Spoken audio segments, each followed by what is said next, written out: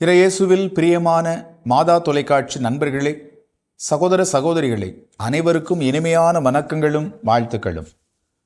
இன்றைய அன்றாட உணவு நிகழ்ச்சியில் யோவான் எழுதிய தூய நற்செய்தி வழியாக இறைவன் தரக்கூடிய மகிமை பற்றி நாம் சிந்திக்க அழைக்கப்படுகின்றோம். இந்த உலகத்தில் நாம் அடையக்கூடிய எல்லாவிதமான மகிமையும் ஆண்டவரிடமிருந்தே வருகின்றன என்பதுதான் நம்முடைய நம்பிக்கையாக இருக்க வேண்டும். இந்த உலகத்தில் நாம் பெறக்கூடிய கொடைகள், இந்த உலகத்தில் நாம் பெறக்கூடிய மகிமைகள், பரிசுகள் எல்லாமே இறைவனிடமிருந்து வருகின்றது என்றால் அது நிலைத்திருக்கும். மாறாக இந்த உலகில் இருந்து வரக்கூடியது என்றால் அது விரைவில் முடிவுக்கு வரும் என்பதை இறைவன் நமக்கு உணர்த்துகின்றார். எனவே மகிமையும் மாட்சியும் பரிசும் கொடையும் இறைவனிடமிருந்து நமக்கு வர வேண்டும் என்பதையே இயேசு இந்த நற்செய்தி வழியாக நமக்கு உணர்த்துகின்றார். இந்த நற்செய்தியிலே இயேசு நமக்கு ஒரு உத்தரவாதத்தை, ஒரு உறுதிமொழியை நமக்கு தருகின்றார்.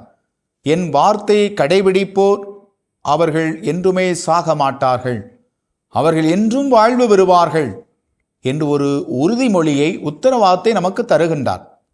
எனவே இயேசுவின் வார்த்தை நமக்கு வாழ்வு தரக்கூடியது.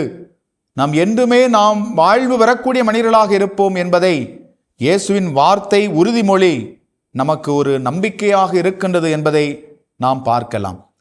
எனவே எந்த நிலைகளில் நாம் மகிமை பெற முடியும்? அவர் தரும் மகிமை என்பது என்ன? இறைவனோடு நாம் கொண்டிருக்கக்கூடிய உறவு ஒன்றிப்பு, கடவுளுக்கும் நமக்கும் இருக்கக்கூடிய அந்த உறவு. நான் தந்தையாகிய கடவுளை அப்பா என அழைக்கக்கூடிய உரிமை, தந்தையாகிய கடவுள் நம்மை மகனே மகளே என்று அழைக்கக்கூடிய உரிமை. எனவே தந்தை மகன் அல்லது மகள் உறவு, அதே வேளையில் ஒரு நண்பராக நான் இறைவனோடு வைத்திருக்கக்கூடிய உறவு, ஒரு நட்புறவு என்பதையும் இது நமக்கு உணர்த்துகின்றது. அடுத்து நாம் பார்க்கக்கூடிய வேளையில் சாவை கடந்த புதிய வாழ்க்கை, நிலை வாழ்க்கை, விண்ணக வாழ்க்கை என்பதையும் இது நமக்கு எடுத்து கூறுகின்றது. அடுத்த நாம் பார்க்கக்கூடிய வேளையில் வானதூதர்களோடு இணைந்த நிலையில் நம் கடவுளை போற்றி புகழ்ந்து பாடி மகிமைப்படுத்தக்கூடிய ஒரு தருணம். எனவே இத்தகைய மகிமையை கடவுள் நமக்கு கொடையாக தருவார், இத்தகைய பேற்றினை ஆசீர்வாதத்தை இறைவன் நமக்கு தருவார் என்ற ஒரு உத்தரவாதத்தை இயேசு நமக்கு கற்றுத் தருகின்றார். அப்படி என்றால் அத்தகைய மகிமையான வாழ்வை நாம் பெற வேண்டும் என்றால் நாம் எவ்வாறு செயல்பட வேண்டும், வாழ வேண்டும்? சேவை செய்யக்கூடிய மனிதர்களாக மாற வேண்டும், பிறருக்கு உதவி செய்யக்கூடிய மனிதர்களாக நாம் மாற வேண்டும், தியாகம் நிறைந்த பணி செய்யக்கூடிய மனிதர்களாக நாம் மாற வேண்டும். இதைத்தான் இயேசு செய்தார், இதைத்தான் சீடர்களும் செய்தார்கள், இதைத்தான் நாமும் செய்வதற்காக இயேசு நமக்கு அழைப்பு விடுக்கின்றார்.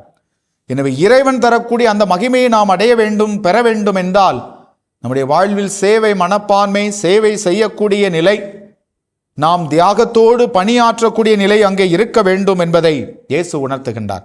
மேலும் நம்முடைய சுயநலம் சார்ந்து நாம் சிந்திக்காமல் பொதுநலம், மற்றவருடைய நலம், திருச்சபையின் நலம், இந்த நிலையில் நாம் சிந்திக்கக்கூடிய வேளையில் நாம் இறைவன் தரக்கூடிய மகிமையை அடையக்கூடிய தகுதியை நாம் பெறக்கூடியவர்களாக மாறுகின்றோம்.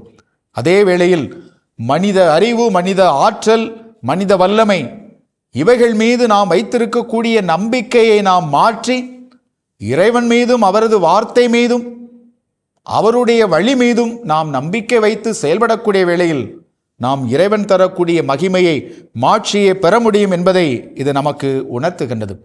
எனவே இறைவன் நமக்கு மகிமை வழங்க, மாட்சிமை நிறைந்த வாழ்வை தர, அவரோடு ஒன்றித்து வாழ நமக்கு பல வாய்ப்புகளை தருகின்றார். அவர் தரக்கூடிய வாய்ப்புகளை நாம் பயன்படுத்துகின்றோமா? அவர் தரக்கூடிய வாய்ப்புகளை நாம் பயன்படுத்த தவறக்கூடிய வேளையில் அவர் தரக்கூடிய அந்த மகிமையும் நாம் பெறக்கூடிய நிலையை நாம் தவறுவோம் என்பதை இது நமக்கு உணர்த்துகின்றது.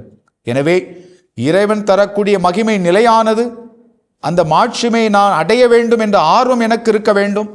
அதே நிலையில் நான் அதற்காக உழைக்க வேண்டும், செயல்பட வேண்டும் என்ற நிலையில் தாழ்ச்சியோடு சேவை செய்யக்கூடிய, பணி செய்யக்கூடிய மனிதர்களாக நாம் மாற முயற்சி எடுப்போம். இறைவன் என்றென்றும் வாழ்த்து பெறுவாராக. இயேசுவுக்கே புகழ், இயேசுவுக்கே நன்றி. மரியே வாழ்க.